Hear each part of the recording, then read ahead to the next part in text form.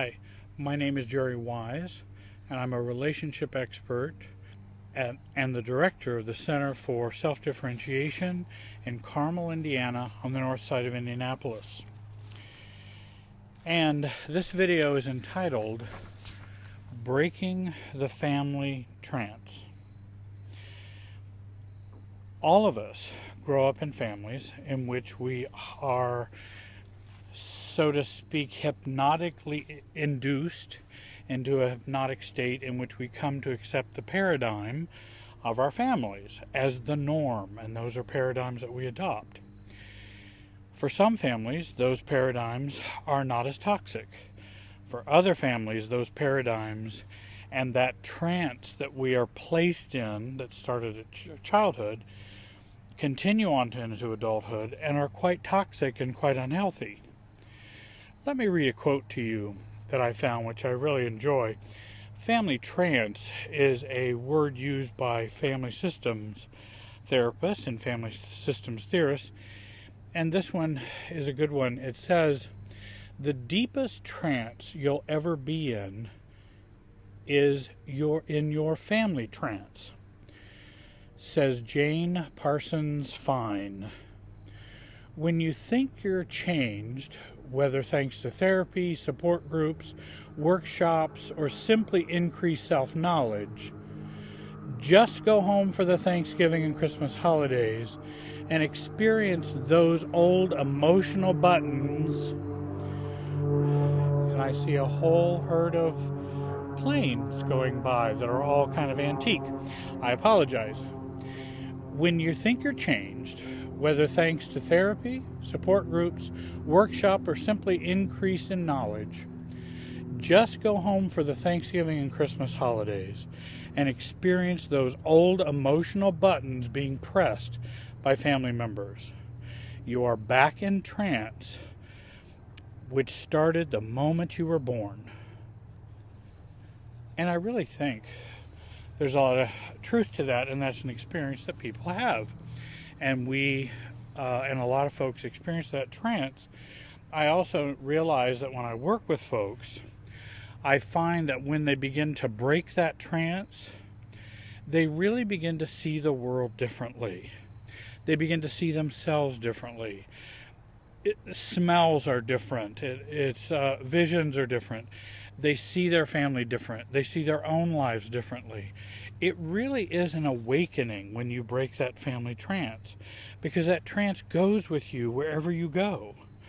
It's not something we notice because it's trance-like, and it's not something we are as aware of. But once it's broken, you really do see how, wow, I was really in a trance with my family of origin. And I think even hypnosis is considered nothing but the manifestation of an emotional state of increased intensity. And I think that state of increased intensity is a part of what happens when we're born and go on through our childhood. For those who have toxic or dysfunctional families, that intensity is really intense and toxic and remains for a long time. By the way, that was the famous Ivan Pavlov who said that quote about hypnosis, as in Pavlov's dog, and what he revealed concerning behaviorism. I think kids are highly suggestible. If we're going to use a hypnotic theme, kids are very highly suggestible because they are so dependent upon family members and parents. One thing I read recently by an author, Peter Teitelman, in his book, The Therapist's Own Family, which is an excellent book, and he talks about this, that a parent having a feeling becomes the child's reality. And that's how closely connected parents and children are. Parents' feelings become reality for children because they're not self-differentiated. They are connected to us, and thus begins the trance process. And so whatever our parents felt and felt about things, believed things, and their emotional field and emotional inner life, whatever it was like, that was reality for us. And then as we grow older, we begin to have our own reality. Well, that can be very difficult if you're still under the trance of, let's say, a dysfunctional family. Let me give you my definition of what a family trance is. It is the emotional paradigm or emotional and mental givens we learn and absorb emotionally when growing up in our own family of origin. We took in all of that emotional reality from our mother and father, from our siblings, from our family of origin. We take that in and absorb it. It becomes our reality. It becomes our norm. These givens are the glasses through which we see the world, especially relationships and self-awareness and self-image. It is through those awarenesses, through that paradigm. The family trance includes things for dysfunctional families. Certainly there are healthier trances if you grow up where there was support, self-differentiation, unconditional love, lots of nurturing. There was not a lot of emotional disturbance on the part of the parents and siblings. Then we have a different paradigm that we grow up with. For a dysfunctional paradigm, we grow up with often secrets. Secrets are very, very damaging in families. Family rules, the way you're to do things, the way you're to be, the way you're to think. Family expectations, family roles. Obsessiveness is a part of that trance. And when I think about obsessiveness, that's where we have an enmeshment problem in the family, in which mom and dad are over obsessive about the kids, or the kids are over obsessive about mom and dad, worrying about what do they think, what's going on inside them, how do they feel, what's happening. And when you do a lot of that obsession, that's a part of the family trance paradigm, that we're supposed to do that. Worry states, I think, are a part of that family trance. Are we to worry? We are to worry. How we're to worry. Fear states, guilt states, those are all a part of that family trance. The knowledge of what is normal or not normal is a part of that trance. Trauma can be a part of that trance. Emotional patterns in relationship becomes a part of that trance. The meaning of love, intimacy, success, and happiness are a part of that trance. How do you feel about love, money, sex? All of those things are a part of that paradigm that we inherit from our family of origin. And there are probably other parts of that paradigm, that trance, but I wanted to at least give you some examples of what's a part of that trance-like state. And again, these are not things that I have come to believe for myself. These are things I have absorbed, and these are things I have accepted as givens from my family of origin. And that also is not self-differentiation. Self-differentiation is when I come to accept those things as truly being normative, or I choose that. Then it becomes mine. And that's self-differentiation. Believe it or not, some of those things may parallel or be very similar with my family of origin. But until I choose them, then they are part of the trance and what's supposed to be accepted as norm. While it's possible to break your family trance, I don't believe it's an easy thing to do alone, because we're like fish swimming in a tank of water and we don't observe or see the water. The water is a given. We don't see the water. Fish don't see the water. That's just what they're in. And so it's not easy to see your water that you're in. If we get help from others, that can help us see the water that we're in. And then we begin to separate ourselves out from the water. We may decide we want a different tank, a different type of water, a different color water. I work with individuals, couples, and families every day to break the trance of those with a dysfunctional family background. I work very hard at that. I help folks to unpack that and to find a new paradigm and break the family trance, which also keeps people stuck, keeps people repeating patterns over and over again that end up in hurt or failure, finding wrong partners, repeating addictions that a parents had, all kinds of problems that come from that family trance.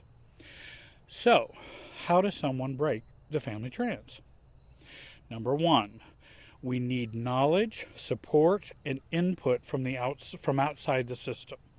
Again, it's hard to see the system if you're working within it.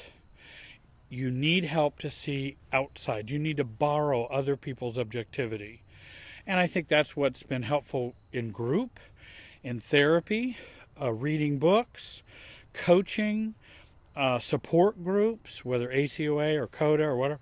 It helps people to reframe and to change how they see that family trance and how they see their family, so they don't continue on seeing it the way they've always seen it and keep running into the wall and getting stuck. So we need help to see our givens. We need help to see those givens so that we can decide what we want our givens to be. Let me give you an example of a given. Here's a family trance rule. If I stand up for myself, then I'm hurting those in my family. That's believed by everybody in my family. Nobody stands up for themselves because that's perceived as either being selfish, self-centered, and it only hurts other people, and it doesn't continue the enmeshment that we are supposed to have. So there's a lot of resistance to that because that's the paradigm. That is a given in many families. Another given could be, I'm not worth having a relationship with. Another given can be, when someone is unhappy, it is my job to help them or to help them resolve it. Those are some givens that we may have learned from our family of origin. So we first must begin to see that we have givens, and what are they? Number two, we need to unpack those family rules, unpack the family trends, and unpack what we have come to believe, accept, and absorb within ourselves. For example, I remember a long time ago talking to someone, and he said, when my wife, who is controlling, expects me to read this book to improve our marriage, am I wrong to refuse? Now, it depends on what your paradigm is. What's your trance that you're in? His trance told him it was wrong to refuse that because she would be mad, but he would have to de-self to read the book just to make her happy, and my job is to make her happy, and that's my paradigm, that's my trance that I live in, and so she won't be happy, so that she won't be mad, I will read the book. But I don't want to, and then I end up having resentment towards her for doing it. So now I'm caught in the trance of having to do it and being stuck in the resentment and the lack of self-differentiation. So the family rule is, when someone asks you to do something out of their anxiety and get mad if you don't do it, then the rule is you do it. And that's a part of the family trance. And that's what's considered normal, and that's what he felt was normal. Now, it will temporarily ease the situation or ease the anxiety. The difficulty is it doesn't really fix the wife's anxiety, the wife's enmeshment and over-controllingness, and it doesn't fix the husband becoming more self-differentiated so he could actually be more affectionate, be more intimate, and share himself more with her. So it undermines all those things while making sure we accomplish this rule and accomplish this paradigm. So, what we do in learning to undo those family trances is we unpack those rules and we go back and take a look at the family and unpack those things. It's actually quite freeing, it's quite illuminating, and it gives you a lay of the land, it gives you a map, and now you can make choices of maybe what you'd like to do. Oh, well, if that's the case, then maybe I'd like to change that given in my life. Okay, I think I could do that. Now, that may not be easy because, for example, in this situation, it may not make the wife happy. But the problem is it's kind of a, if I can say, zero-sum game that either she's going to be happy or you're going to be happy. That's not a good marriage when only one person ends up being happy. That's a problem, and that will cause problems in the marriage in the long run. Number 3, learn and begin to internalize new rules and standards of what is normal for us. For example, in this instance, I can say no to my wife about the book, then expect to feel guilt, because that's my norm, that's my normal trance. I do have to feel guilt about that. But I'm going to work to resolve the guilt, not work to resolve my wife's anxiety by reading the book. So I'm going to come at it from a different way. And I'm going to learn to feel less guilt and to be myself with my wife, rather than do the old paradigm and the old trance. When someone asks you to do something out of their anxiety, remember it is their anxiety, and get mad if you don't do it. Remember, they are choosing to get mad, and use getting mad because it works with you. I give myself freedom to not comply and give them the freedom to feel their anxiety and their madness if they wish, knowing I'm not the cause, nor am I to blame for them being mad. And that's a new paradigm and a new frame and a new understanding. And it breaks down the old family of origin trance, which says we must do it the other way. Number 4, claiming and determining what is going to be normal for me, which may or may not coincide with the family trance. Some things might, but some things might not. For example, the family has a secret. Dad is an alcoholic. Now, he functions, he's the vice president of a company, he still drinks too much and drinks too often, has problems with that, but he still functions, pays the bills, etc. But we don't talk about that in our family. That's not discussed, it's not to be talked about. The mom and siblings, let's say me, the mom and my siblings are still in denial. To label him an alcoholic is demeaning and mean in their opinion, and they don't believe he is, because that would be too horrible to think their dad is actually an alcoholic. But my new paradigm tells me he clearly is. I've gotten some outside help to look at my water in the tank, and the water in the tank's not very clear. Dad really is an alcoholic, and I never knew. Now I've come to see he has all the traits of alcoholism, and that I clearly see he has all the symptoms, and I can understand better why we have some of the problems that we have. While it is not my job to diagnose Dad, I will now live my life that, in my opinion, he is an alcoholic, and I will live accordingly to that. So when Mom comes to the family dinner alone, says Dad doesn't feel well, Mom covers for his excessive drinking. He was drinking too much and can't come to the dinner because he's not feeling well. And not feeling well is always the code for Dad is drinking too much. The child, or me, I can say, well, Mom, I hope Dad gets help for his not feeling well. Typically, Mom, Dad drinks too much and then can't participate in family events. I love him, but he needs to get some help. That's my opinion. Someday, maybe he will do so. Mom says, don't talk about your father that way. You know he's not an alcoholic. I would respond, Mom, I've decided not to stay silent about Dad's drinking. It has been a problem and a secret for years. I'm not criticizing Dad. He is ill. I'm not going to play the game that he's not drinking, because we all know he is, and I'm just not going to play that game anymore. I still love him, I still care about him, but that's not a game I choose to play. A new paradigm has been established. I've stepped outside the family trance. Of course, Mom wants you back in the fold, and she wants you back in the family trance, and of course that's to be expected, and we understand that, and we plan for that. That's why we work on role-playing and lots of things to support folks in doing those new behaviors. But Mom would like you back in the fold and under the trance and under the spell again.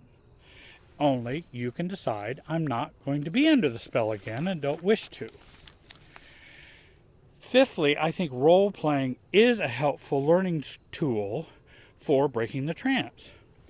I offer clients my objectivity to see outside the trance and to see outside the family. I do many role plays with clients, many scenarios. They play different family members, and I play the new paradigm to them. And I play them as though they have a new paradigm. Often they're not even aware they can even think that way. And that's what I think a therapist, a coach, a sponsor, someone in a support group can be of help to you to see outside your trance and to see outside the family walls of what is normal.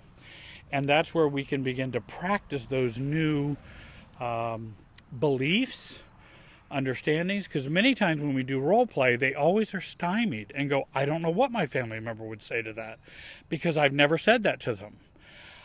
How did you know to say that to them? Because I had some objectivity. Let me let you borrow that so that you can begin to come out of your trance as people helped me out of mine. If you're struggling with feeling stuck in the family trance and you want a new paradigm, you want some freedom, some hope, more happiness, more satisfaction in your life, more self-differentiation, which I think can produce some of those things, I want you to give me a call or send me an email, contact me, and I'll help you with that personal struggle of your own, your marriage, your family. See the screen for contact information that should be on the screen where you can see that. I hope you will join our YouTube channel. Please share this video with your social media. We'd certainly appreciate that.